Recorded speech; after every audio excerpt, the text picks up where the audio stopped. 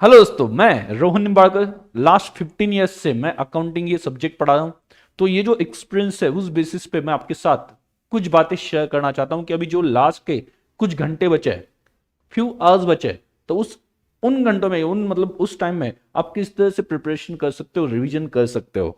और as well as इससे भी ज्यादा इंपॉर्टेंट, जब आप एग्जाम के लिए जाओगे ना, वो जो 3 घंटे है उसमें टाइम मैनेजमेंट कैसे होना चाहिए, कौन से क्वेश्चन आपने पहले लेने चाहिए, कौन से बाद में, ये मैं डिस्कस करने वाला हूं। तो ये आगे जो आप 5-10 मिनट स्पेंड करने वाले हो वो आपके लिए बहुत यूजफुल रहेंगे। I am sure. ओके, जब आप ये एग्जाम में फॉलो करोगे तो उससे आपको मार्क्स बढ़ाने में, जो नॉर्मल मार्क्स आ सकते थे उससे ज्यादा मतलब मार्क्स बढ़ाने में फायदा मिलेगा। ओके, तो सबसे पहले मैं बात करता हूं कि अभी कुछ घंटे बचे हैं, तो उसके लिए सर इंस्ट्रक्शंस क्या है आप मुझे बता दो। तो उसके लिए इंस्ट्रक्शन में यही देना चाहूंगा कि ये जो लास्ट फ्यू आवर्स जो बचे हैं उसमें आपका जो वीक चैप्टर है, जहां पे आपको कॉन्फिडेंस नहीं है, वो चैप्टर आप मत लो।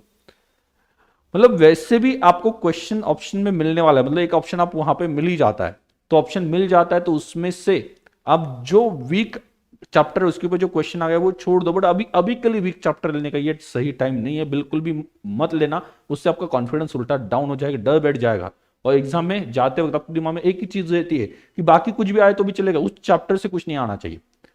तो ये निगेटिविटी बढ़ जाती है, उसकी वजह से टेंशन बढ़ जाता है, और टेंशन बढ़ने की वजह से आपका एग्जाम में परफॉर्मेंस अफेक्ट हो सकता है। इस वजह से निगेटिव या जो वीक चैप्टर्स है उससे अभी के लिए दूर रहना, क्योंकि कुछ घंटे बाकी है आपके एग्जाम के लिए।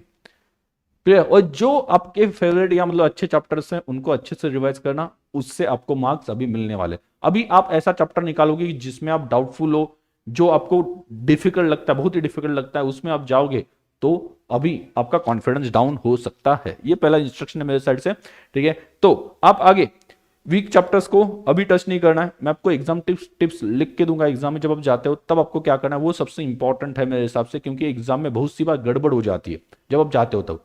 मतलब एग्जाम हॉल में जब जाते हो तब गड़बड़ हो जाती है, 3 घंटे में आपका पेपर सॉल्व नहीं हो पाता है, वो किस वजह से वो हम डिस्कशन करने वाले हैं। तो सबसे पहले, इससे पहले क्लियर कैसे रिवाइज करना चाहिए, तो अभी जो आपके वीक चैप्टर्स है ओके उसे इग्नोर कर दो, अभी के लिए कुछ घंटे बाकी है। उससे बेटर है जो आपका पॉजिटिव पॉइंट है उस पर अभी अपने फोकस करना चाहिए, लास्ट फ्यू आवर्स जो बचे उसमें। राइट। तो दूसरी बात यहां पे, पहला वीक चैप्टर्स को क्या करना है, इग्नोर करना है। वीक चैप्टर्स जो है वो अभी के लिए इग्नोर कर दो। मतलब इतने दिनों से करना चाहिए था, नहीं किया, ठीक है, अभी कोई टेंशन लेने की जरूरत नहीं। ऐसा पॉजिटिव लेके चलो कि आपको ऑप्शन में क्वेश्चन रहता है, अगर वो उस चैप्टर के भी क्वेश्चन आता है तो हम वो ऑप्शन में छोड़ देंगे, बाकी का अच्छे से कर लेंगे। दूसरा, तो पॉजिटिविटी बहुत इंपॉर्टेंट है। मतलब आपको अभी निगेटिविटी आ गई ना तो आपका एग्जाम में जो परफॉर्मेंस है वो अफेक्ट हो जाएगा, तो निगेटिविटी नहीं आनी चाहिए। इस वजह से वीक चैप्टर से अभी के लिए बच के रहना। क्लियर। दूसरा मैं कह सकता हूं हर चैप्टर कैसे रिवाइज करना, हाउ टू रिवाइज, रिवाइज कैसे करना है। देखो, आपने अभी तक जब चैप्टर पढ़ा था तब कोई एडजस्टमेंट्स की समरी बनाई होगी, तो समरी पहले पढ़ लेना। अगर नहीं बनाई तो ऐसे केस में सिंपली आप एक काम कर सकते हो, समरी बनाई नहीं बनाई दोनों केस में सिंपली आपको एक काम करना है। पहला पहला सिलेक्ट सिलेक्ट 2 क्वेश्चंस, चैप्टर के 2 या 3 क्वेश्चन ऐसे सिलेक्ट कर लो। ऐसे क्वेश्चंस होते आपको ढूंढना पड़ेगा कि जो लगभग सभी एडजस्टमेंट्स कवर करते हो, सभी एडजस्टमेंट। मतलब 2 क्वेश्चन में मिला के, 3 क्वेश्चन में मिला के, मैं जब क्लास में पढ़ाता हूं तो मार्क करके देता हूं, ये इंपॉर्टेंट है, इसे मार्क करके देखो, इतना आपने सॉल्व किया तो आपके लगभग सभी एडजस्टमेंट्स कवर हो जाते हैं। ठीक है, तो वो 2 क्वेश्चंस आप अगर ढूंढ पाते हो तो उसे सॉल्व करो, एंड रिमेनिंग वाले क्वेश्चन जो है वो सॉल्व करते मत बैठना, इतना टाइम नहीं है, सभी चैप्टर रिवाइज होने चाहिए ना। तो बाकी के जो क्वेश्चन है उसके आंसर से ग्रो थ्रू करो कि उसमें कोई स्पेशल एडजस्टमेंट आपको मिल रहा है फटाफट। ये थोड़ा सा फास्ट होना चाहिए, स्पीड होना चाहिए, क्योंकि अभी कुछ टाइम ही बचा है। ठीक है, तो 2 क्वेश्चन वो सॉल्व नहीं कर सकते, आपको लगता है कि उसके लिए भी टाइम नहीं है उतना, तो आप एटलीस्ट 2 क्वेश्चन पूरे गो थ्रू प्रॉपर्ली कर लेना, किसको क्या इफेक्ट दिया है, उससे आपका पूरा चैप्टर रिवाइज हो जाएगा। और वो जो समरी आपने पहले लिखी होगी वो समरी आप एक बार पढ़ लेना। तो आपको सबसे पहले, मैं इसे बोलता हूं मास्टर प्रॉब्लम्स, और क्लास में मैं मार्क करके देता हूं कि आपको एग्जाम से पहले कौन से प्रॉब्लम्स देखने हैं। अगर सॉल्व करना चाहते हो तो वो करो, बाकी क्वेश्चन देख लो। क्लियर, गो थ्रू करना, कोई स्पेशल एडजस्टमेंट तो नहीं मिलती बाकी क्वेश्चंस में, बट वो 2 क्वेश्चन प्रॉपर्ली हमें पढ़ने हैं। इस तरह से आप क्वेश्चन वहां पे सिलेक्ट कर लेना। और आपको ऐसे क्वेश्चन सॉल्व करते वक्त ऐसा कुछ लगता है कि ये जो एडजस्टमेंट है, ऐसे अंदर से आवाज आती है कि ये जो एडजस्टमेंट है वो आ सकती है, इसके इफेक्ट्स हमें शायद से थोड़ा सा कंफ्यूजन हो सकता है, हम भूल सकते हैं, तो आप सिंपली क्या कर दो, उसे एक उस वक्त भी समरी नोट आप बना लो कि लास्ट के 2 आवर्स में क्या पढ़ के जाना है, तो उसमें आप लिख कर रखो। ये मैं खुद फॉलो करता था, उससे मुझे बहुत फायदा हो गया था। Clear, summary is really important. आप अगर समरी पहले से बनाते आए हो तो बहुत अच्छी बात है, और नहीं बना पाए तो अभी जो क्वेश्चन है, ऐसा क्या होता है, एक सिंपल बात है, सिंपल बात है, जब आप कोई क्वेश्चन देखते हो तो क्वेश्चन में एडजस्टमेंट्स वहां पे दिए जाते हैं, उसमें से 1 2 3 शायद से 3 एडजस्टमेंट या 4 एडजस्टमेंट मुझे पता है ऑलरेडी, एक एडजस्टमेंट नया है, तो ये एडजस्टमेंट पे मुझे ध्यान देना है। बाद में फिर से अगले क्वेश्चन पे मैं बढ़ूंगा, उसमें कोई नया एडजस्टमेंट मिलता है कि देखूंगा, उसके इफेक्ट्स क्या है ये समझ लूंगा, और जो मैंने 2 क्वेश्चन बोले, मेन 2 क्वेश्चन, वो तो आपको डिटेल में देखना है, लेकिन उसके लिए आपको ढूंढना पड़ेगा। अभी तक आपने उसे मार्क नहीं किया है ऐसे क्वेश्चंस को, तो जस्ट गो थ्रू इट, आपको समझ में आ जाएगा ये क्वेश्चन ऐसा है कि जिसमें लगभग सभी एडजस्टमेंट्स का होते हैं। ऐसे 2 क्वेश्चन सिलेक्ट कर लो, प्रॉपर्ली कंप्लीट कर दो, और बाकी के क्वेश्चन जस्ट गो थ्रू करना, कोई एडिशनल या सेपरेट एडमिशन एडजस्टमेंट तो नहीं आती है उसमें। क्लियर। दूसरा, तो ये आपको अभी रिवाइज करते वक्त ध्यान रखना है, वीक चैप्टर्स को अभी मत लेना, अभी छोड़ दो, कोई ऑप्शन नहीं है। अभी आप लेते बैठोगे तो उसका टेंशन या उसकी वजह से निगेटिविटी बढ़ जाएगी, उससे हमें दूर रहना है लास्ट फ्यू आवर्स में। और रिवाइज करते वक्त जो चैप्टर्स आप कर रहे हो, 2 क्वेश्चन ऐसे सिलेक्ट कर लेना जिसमें लगभग सभी एडजस्टमेंट्स करो, तो बड़े क्वेश्चन होते हैं ना, तो वो प्रॉपर्ली सॉल्व करने का टाइम है तो सॉल्व करो, नहीं है तो प्रॉपर्ली देख लो कि हर एक एडजस्टमेंट के इफेक्ट क्या हो गया, और रिमेनिंग जो क्वेश्चन है उसमें कोई स्पेशल पॉइंट है क्या, ये ढूंढना है, ये 2 क्वेश्चन को छोड़ के इस तरह से रिवाइज करना है, और आपका एक आध घंटे में, एक डेढ़ घंटे में हर चैप्टर रिवाइज हो जाएगा, अच्छे से हो जाएगा विथ ऑल द एडजस्टमेंट्स। तो ये पहला सजेशन है। अभी आप एग्जाम में जाओगे, एग्जाम में ये मैं सबसे इंपॉर्टेंट कहता हूं, स्टूडेंट यहां पे बहुत गड़बड़ करते हैं। एग्जाम में जाने के बाद में जिन्होंने ऑलरेडी एग्जाम दी है फाउंडेशन की, सीए फाउंडेशन की, उन्होंने ये ऑब्जर्व किया होगा 100 मार्क्स का पेपर अटेम्प्ट होता ही नहीं है, और अगर 100 मार्क्स का पेपर अटेम्प्ट नहीं होता है तो आपके मार्क्स मिलने के चांसेस भी कम हो जाते हैं। जैसे कि स्टूडेंट ने अगर 70 मार्क्स का ही अटेम्प्ट किया तो obviously he can't expect marks more than 70, simple बात है। ज्यादा से ज्यादा 70 एक्सपेक्ट कर सकता है, वो 70 भी नहीं मिलते, उसमें से भी कितने मिलेंगे, 55 मिलेंगे, 60 मिलेंगे, कुछ गलती होगी इस वजह से। तो आप जितने मार्क्स का अटेम्प्ट करोगे उतना पॉसिबिलिटी बढ़ती है कि आपको अच्छे मार्क्स आएंगे। सो लेकिन इसके लिए सब कुछ आना तो चाहिए ना। अरे ये मैं मान के अभी एग्जाम के टाइम पे मैं ये मान के चलूंगा ना कि आपको उतना तो आता होगा, बेसिक नॉलेज तो होगा, पढ़ाई तो की होगी, ठीक है। तो आप एक काम करना, अगर पढ़ाई भी नहीं की तो थोड़ी सी मैं उनके लिए भी थोड़ा सा बताने वाला हूं, पढ़ाई थोड़ी सी कम हो गई तो ध्यान देना, जब आप 100 मार्क्स का अटेम्प्ट करते हो तो पॉसिबिलिटी बढ़ जाती है। तो 100 मार्क्स का अटेम्प्ट करना है, और 100 मार्क्स का अटेम्प्ट करने के लिए आपको एक सजेशन याद रखना है कि जो बैलेंस शीट वाले क्वेश्चंस है ना, बैलेंस शीट वाले क्वेश्चंस मैं हमेशा रिकमेंड करता हूं, बैलेंस शीट जिसमें बनानी पड़ती है, जैसे कि आपका कौन सा होता है, नॉन प्रॉफिट ऑर्गेनाइजेशन हो सकता है, फाइनल अकाउंट्स हो सकता है, अगर उससे रिलेटेड जो क्वेश्चंस है, इवन पार्टनरशिप के भी लेंथी क्वेश्चंस होते हैं, बैलेंस शीट जहां पे बनती है, या पार्टनरशिप, मैं आपको बताता हूं कौन कौन से क्वेश्चन की बात करूं जो लेंदी होते हैं। लेंदी कौन से होते हैं, अगर फाइनल अकाउंट का कुछ आ गया प्रॉपरली पूरा बैलेंस शीट बनाने का, ठीक है, एनपीओ, बाद में फाइनल अकाउंट, ठीक है, बाद में हम कह सकते हैं पार्टनरशिप, ये क्वेश्चन जनरली थोड़े से लेंदी होते हैं, लेंदी होते हैं। तो ये आपको सॉल्व करना ना, तो एंड में रखो, ये आप एंड में रखना, ये आप एंड में रखना, और बाकी जो क्वेश्चंस है, जो बाकी जो रिमेनिंग क्वेश्चंस है वो आप पहले ले लो, जैसे कि 5-5 मार्क के जो होते हैं, 8 मार्क के जो होते हैं, वो आप पहले ले लो, ठीक है। मैं सिंपल कैलकुलेशन बताता हूं आपको किस किस तरह से चलना है, ठीक है। आपको कितने टाइम है, 180 मिनट्स है, 180 मिनट्स है, 180 मिनट्स में मैं 10 मिनट एक नॉर्मल लॉस पकड़ के चलता हूं, तो 170 मिनट्स है, डिवाइड बाय कितने मार्क्स का सॉल्व करना है, 100 मार्क्स का, 100 मार्क्स का सॉल्व करना है, तो कितना आता है 1.7 मिनट्स, 1.7 इंटू 5 मार्क आप अगर करते हो तो 5 मार्क का क्वेश्चन सॉल्व करने के लिए 8.5 मिनट का टाइम मिलता है, 8.5 से 9 मिनट का टाइम मिलता है। सो इतना हम देख पाएंगे एग्जाम में। एग्जाम में जाने के बाद में इमीडिएटली आपको वॉच निकालनी है, ये फॉलो करना प्लीज, टेक इट सीरियसली, क्योंकि आपका 100 अटेम्प्ट होना चाहिए ऐसा आपको लगता है, तो आपने क्या करना चाहिए, वॉच निकालो। यहां पे मत रखो, एग्जाम में पढ़ते पढ़ते ध्यान भी नहीं रहता वॉच में कितने बचे, देखने का ध्यान भी नहीं रहता, डायरेक्टली वो टोल या घंटा वहां पे बजती है, तब समझ में आता है कि अपनी तो बच गई, घंटा बच गया अपनी। क्लियर, तो वॉच निकालो, और जो आपका डेस्क है उसके ऊपर जहां पे डायरेक्टली नजर जाए ऐसे पोजीशन में रख देना, वॉच ऐसे पोजीशन में रख देना, टेक इट सीरियसली, वहां पे रख देना जहां पे आप ना चाहे तो भी आपका घड़ी की तरफ ध्यान जाए। ये बेसिक टिप है, बट सबसे यूजफुल है। क्लियर, तो अभी मैं पहला क्वेश्चन सॉल्व कर रहा हूं, पहला क्वेश्चन सॉल्व कर रहा हूं, कितने 20 मार्क का क्वेश्चन है, तो 1.7 इंटू 20 कितना, लगभग मुझे 30 to 35 मिनट्स मिल रहे हैं।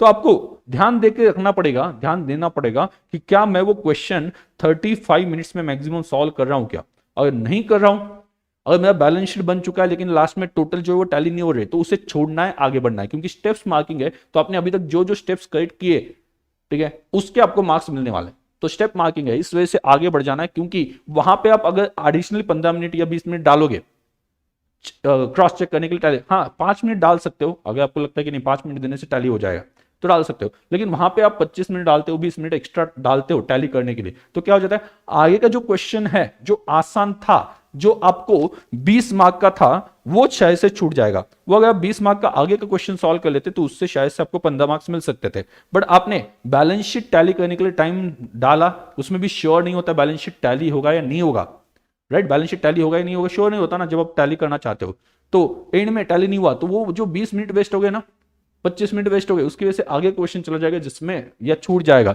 जिसमें आप सॉल्व करते तो 15 मार्क्स तो इजीली लेके आते। और अगर टैली हो भी गया तो 2-3 मार्क्स बढ़ जाएंगे, 2-3 मार्क्स बढ़ सकता है बराबर। बट यहां पे 2-3 मार्क्स बढ़ाने के लिए आपने 20 मिनट डाले, वही 20-25 मिनट अगले क्वेश्चन के लिए डालो, वो आपको शायद से 15 मार्क्स दिलाएगा। इस वजह से उस टाइम में कंप्लीट होना चाहिए, नहीं हो रहा है कंप्लीट तो आप छोड़ दो, अगले क्वेश्चन पे चले जाओ, जितना आपने सॉल्व किया उसकी स्टेप्स मार्किंग होती है। तो यहां पे याद रखना 100 का अटेम्प्ट, पहला मेरा पॉइंट एग्जाम के लिए 100 का अटेम्प्ट, ये आपका दिमाग में कंटिन्यूस टारगेट होना चाहिए। आप टारगेट रख के चलोगे तो शायद से अचीव करोगे।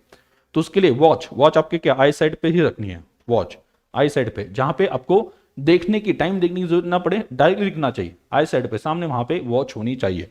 तीसरा मैं यहां पे कह सकता हूं, 100 का अटेम्प्ट होना चाहिए सर। लेकिन कुछ ऐसे केस में ऐसा भी हो सकता है ना कि मुझे पूरा आंसर नहीं आता है, तो पूरा आंसर नहीं आता है, जितना आता है उतना लिख के आओ, क्योंकि स्टेप्स मार्किंग है, आपको मार्क्स मिल जाएंगे।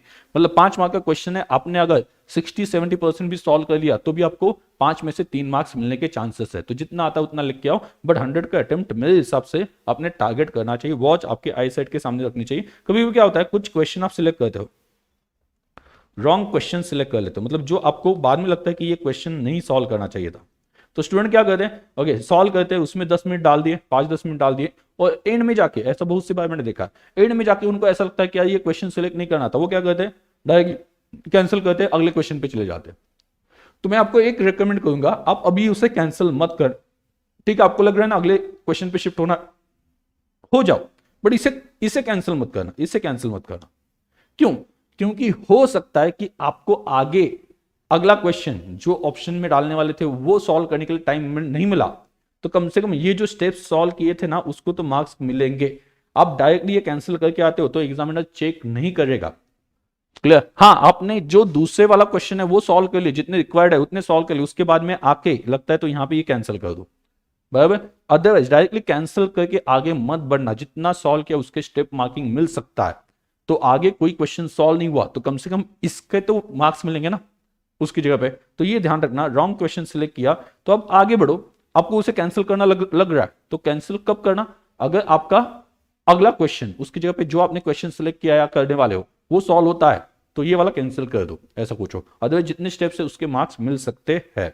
तो ध्यान देना, एंड में कैंसिल करना आपको अगर लगता है तो, रॉन्ग क्वेश्चन अगर इनकेस सिलेक्ट हुआ। जो नेसेसरी इक्विपमेंट्स है, कैलकुलेटर है, आपका हॉल टिकट है, जो भी रूलर है, ओके वो सभी रख लेना। एंड आपके एग्जाम हॉल पे एडवांस में 15 मिनट पहले पहुंचना, थोड़ा जल्दी पहुंचे तो भी चलेगा, बट अगर एंड में अगर जल्दबाजी हो जाती है तो आप उसी इसमें भागते भागते जाते हो, मतलब पूरा आप डिस्टर्ब रहते हो, टेंशन से भर जाते हो। अब अगर डिले करते हो ना, बहुत से स्टूडेंट को ये लगता नहीं कि मतलब क्या क्या होता है सर, हम मतलब टाइम पे पहुंच जाएंगे, पर उस वक्त जो एक ये बढ़ जाता है, हार्ट बीट बढ़ जाती है कि मतलब अभी लेट हो जाएगा, पहुंचेंगे नहीं पहुंचेंगे, वो ढूंढने के लिए जो भागदौड़ होती है ना, इस वजह से आपका कॉन्सेंट्रेशन पूरी तरह से अफेक्ट हो जाता है और आप नॉर्मल जल्दी नहीं होते हो। आप नॉर्मल नहीं हो, उस बीच में आप एग्जाम देते हो ना, तो उस वक्त आपके थॉट प्रोसेस जो है वो ठीक से नहीं चलेगी। इस वजह से प्लीज प्लीज प्लीज एग्जाम में इस तरह से निकलो कि 15 मिनट, उन्हें जो टाइम बोला ना उससे 15 मिनट आप पहले पहुंच जाओ। आधा घंटे पहुंचते हो जल्दी और वहां पे पढ़ाई कर ले तो क्या प्रॉब्लम है, आप रिलैक्स हो, अपने रिलैक्स मोड में एग्जाम देनी चाहिए। ऐसा भागते हुए आ गए और डायरेक्टली एग्जाम के लिए बैठ गए, कैसे होगा, कैसे आपकी थॉट प्रोसेस ठीक से चल पाएगी, या कैसे आप रिलैक्स माइंड से सोच पाओगे, फ्रेश माइंड से सोच पाओगे। इस वजह से ये वाला बात जो है, तो आपका फर्स्ट पेपर होने वाला है ना, तो ये बात पे ध्यान रखना, बहुत भागदौड़ हो जाती है, बहुत सी बार आपको वो सेंटर पता नहीं होता है, या सेंटर में कुछ वहां पे रूल्स होते हैं, ये चेकिंग होता है, ओके वो सभी चीजें अभी अभी के सिचुएशन में तो ऐसा चल सकता है। तो इस वजह से वहां पे क्या है कि एडवांस में पहुंच जाओ, जिससे आपकी भागदौड़ ना हो और आप रिलैक्स माइंड से पेपर सॉल्व कर सको। क्लियर? आगे तो चेक रिक्वायर्ड चीज़ें जो है वो अभी चेक कर लेना और अभी रख देना। अभी मतलब एग्जाम से पहले उस दिन रख देंगे ऐसा मत करो। ओके, अभी जिस वक्त आप देख रहे हो इसके बाद में इमीडिएटली जो रिक्वायर्ड चीज़ें, कैलकुलेटर लगता है वो आपके बैग में, कैलकुलेटर एंड में लगता है तब तक लगेगा, तो कैलकुलेटर छोड़ के बाकी चीज़ें जो जो रख सकते हो वो प्रॉपरली आप रख देना, जैसे हॉल टिकट वगैरह। उसकी वजह से भी एग्जाम में थोड़ा सा गड़बड़ हो जाती है। ठीक है, तो यहाँ पे रिटर्न और क्वेश्चन सिलेक्शन, आपको क्वेश्चन सिलेक्शन के लिए पहले 15 मिनट मिलते हैं, क्वेश्चन पेपर पहले मिलता है ना। क्वेश्चन सिलेक्शन जो है ना वो जितना आप सही से स्टार्टिंग में करोगे ना, तो ये रॉन्ग क्वेश्चन आपने सिलेक्ट किया उसकी नौबत नहीं आती है, टाइम वेस्ट नहीं होता है। तो स्टार्टिंग में आपको टाइम मिलता है क्वेश्चन सिलेक्शन के लिए, उसकी तरफ आप ध्यान देना। क्लियर? तो यहां पे ये कहना है कि अवॉइड अवॉइड लेंदी, अवॉइड, यहां पे लिख देना अवॉइड, या अलग से लिख देता हूं अवॉइड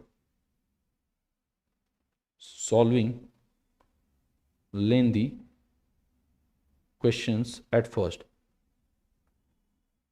पहले ये सॉल्व करने की कोशिश मत करना। क्यों सर? अगर सॉल्व किया तो क्या है, एक लालच मन में जाती है कि ये क्वेश्चन सॉल्व किया तो डायरेक्टली इतने मार्क्स मिलने वाले, बट वो क्वेश्चन अगर आपका 35 मिनट से की जगह पे टैली नहीं हो रहा है, इस वजह से 1 घंटा लेता है ना, तो उसमें आपके 25 मिनट जो है वो एडिशनल लग जाते हैं। तो 25 मिनट से आप दूसरा आसान वाला सॉल्व कर सकते थे जिससे आपको 15 मार्क्स मिल सकते थे एडिशनली, बराबर। तो वो ज्यादा फायदे का सौदा है रादर देन एंड में बैलेंस शीट टैली नहीं हो रही इस वजह से 2-3 मार्क्स के लिए स्ट्रगल करने से बेटर है आप अगला क्वेश्चन सॉल्व करो, उस पर चले जाओ। और नेचुरली आप अगर बड़े क्वेश्चन एंड में रखते हो तो पहले तो छोटे छोटे क्वेश्चन जो कॉन्फिडेंस वाले वो तो हो गए, उसमें तो आपको पक्का फिक्स मार्क्स मिलने वाले हैं, वो तो अच्छे से सॉल्व हो गए। और लास्ट में अगर आपके पास 35 मिनट्स बचते हैं लास्ट क्वेश्चन के लिए, और आप क्या सॉल्व कर रहे हो, एनपीओ और पार्टनरशिप सॉल्व कर, वो लेंदी है, ठीक है। तो आपने लगभग उस टाइम में 80% सॉल्व कर लिया, तो आपको मार्क्स 80% के मिल जाएंगे ना। मतलब मान लो 20 मार्क का है, 15 मार्क का है, उसमें से 80% मतलब क्या 12-13 मार्क्स मिल जाएंगे। बट आप स्टार्टिंग में लेके 25 मिनट वेस्ट करते हो, उसके लिए एडिशनली 35 मिनट्स में होना चाहिए, 1 घंटा लगाते हो, तो ऐसे इसमें जो 25 मिनट वेस्ट हो गए, उसमें आगे जो आसान वाला इजी वाला जो क्वेश्चन है ना, वो इजी वाला क्वेश्चन आपका छूट सकता है। जनरली क्वेश्चन नंबर 1 में क्या है कि ट्रू और फॉल्स वाले जो क्वेश्चन है वो पूछे जाते हैं, तो वो तो आपने सॉल्व करनी चाहिए, वो तो कंपलसरी क्वेश्चन होता है, उसको तो ऑप्शन में डाल नहीं सकते, बट आप वो सॉल्व कर सकते हो क्योंकि वो ज्यादा डिफिकल्ट नहीं होता है, आज तक का ये एक्सपीरियंस है। क्लियर? वो पक्का सॉल्व कर लेना। क्लियर? और बाकी जो बचे हुए उसमें से आप ऑप्शन रख सकते हो। तो ये कुछ इंस्ट्रक्शंस है, प्लीज ये इंस्ट्रक्शन फॉलो करना, आई एम श्योर इससे एग्जाम में गड़बड़ कम होगी। पहला क्या टारगेट क्या है, 100 का अटेम्प्ट, और 100 का अटेम्प्ट करना हो तो लेंदी क्वेश्चन जो है मैंने कुछ चैप्टर्स बता दिए वो एंडिंग में रखना। जो बड़े बड़े क्वेश्चंस होते हैं जिसमें बैलेंस शीट बनाने के लिए बोला जाता है, बहुत सारे अकाउंट्स बनाने के लिए बोले जाते हैं, वो एंडिंग में रखना। और बाकी जो है जैसे कि छोटे छोटे कौन से कह सकते हैं, लेट से क्वेश्चन आ गया एवरेज ड्यू डेट का, डेप्रिसिएशन का क्वेश्चन आ चुका है, बाद में बीआरएस का, बैंक रिकंसिलिएशन स्टेटमेंट, रेक्टिफिकेशन आ गया। ये ऐसे चैप्टर्स है जो आपका परफेक्ट टाइम में सॉल्व हो जाते हैं, बहुत टाइम नहीं लगता इसके लिए, तो वो पहले ले लेना। और जो लेंदी है ना, बड़े बड़े क्वेश्चन है, वो एंड में रखना, ताकि इस क्वेश्चन की वजह से जो आसान था या कॉन्फिडेंस वाले मार्क्स थे वो ना छूट जाए, तो ये ध्यान रखना। आगे वॉच सामने रखना, आई साइड पे, जहां पे आपका ध्यान जाए। रॉन्ग क्वेश्चन आप गलती से सिलेक्ट कर लेते हो, पहले तो 15 मिनट मिलते हैं, उस वक्त क्लियरली सोच के कि हम कितना कॉन्फिडेंटली कौन सा सॉल्व कर सकते हैं, उस हिसाब से सॉल्व करना स्टार्ट करना। गलती से रॉन्ग क्वेश्चन सिलेक्ट हो जाता है, आप कुछ लिख देते हो आंसर, तो उसे इमीडिएटली मिटाना मत। क्लियर? अगर आपने वो क्वेश्चन की जगह पे जो दूसरा ऑप्शन वाला क्वेश्चन है वो सॉल्व कर दिया, तो ये आके रिवर्स कर देना, उस वक्त भूलना मत। बट अगर ऐसा ना हो कि ये भी कैंसिल कर दिया, आगे का भी सॉल्व नहीं हुआ, इसके भी जो मार्क्स मिल सकते थे स्टेप्स के 5-6 मार्क्स, 7-8 मार्क्स जो भी है, वो भी नहीं मिले, और आगे का छोड़ दिया इस वजह से वो भी नहीं मिले, ऐसा ना हो। इस वजह से ये वाली टिप याद रखना, ऐसा स्टूडेंट के साथ होता है। क्लियर? इस वजह से मैं बोल रहा हूँ। भाई 15 मिनट मिल रहे हैं, उसमें प्रॉपरली क्वेश्चन देख लेना, रिक्वायर्ड थिंग्स अभी यार उसकी चेकलिस्ट बना देना। अभी चेकलिस्ट अभी आप नहीं रखना चाहिए तो एटलीस्ट चेकलिस्ट तो बना दो, क्या क्या लेके जाना है, और एग्जाम में जाने से 2 घंटे पहले वो चेकलिस्ट जो है वो कंप्लीट की कि नहीं, या सभी इक्विपमेंट्स कैलकुलेटर वगैरह लिया कि नहीं, रूलर ओके पेंसिल, वो वहां पे देख लेना। ये छोटी छोटी चीजें 15 मिनट पहले पहुंच जाओ, आधा घंटे पहले पहुंच जाओ, जिससे आप भागदौड़ करके एग्जाम में एंटर होते हो, इससे आप स्टेबल नहीं हो, माइंड स्टेबल नहीं है, ऐसा ना हो, उससे भी आपका एग्जाम में थॉट प्रोसेस ठीक से नहीं चलेगी। ये छोटे हैं बट मुझे लगा कि ये बताने चाहिए जो मैंने एक्सपीरियंस किए, क्योंकि सास भी कभी कभी बहुत ही वैसे टीचर भी कभी स्टूडेंट्स थे, तो हमारे साथ भी हमने भी ये फील किया, ये ऑब्जर्व किया है। अभी तो कंसेप्चुअल पार्ट कुछ बताने का मतलब नहीं बनता है, क्योंकि कंसेप्चुअल पार्ट में कुछ बता भी दूंगा तो भी यहाँ पे कोई मतलब नहीं बनता है, राइट? ठीक है, तो यही आपको टिप्स शेयर करने थे, आपके दोस्तों को भी ये शेयर कर देना, पसंद आ गए तो लाइक कर देना। ओके, और एग्जाम के लिए ऑल द बेस्ट, अच्छे से एग्जाम देना, और जैसा भी पेपर आ जाए, आपको आता है जितना आता है वो प्रॉपरली लिख के आना, मार्क्स मिलते हैं, स्टेप वाइज मार्किंग है, ठीक है। चलो bye bye, all the best.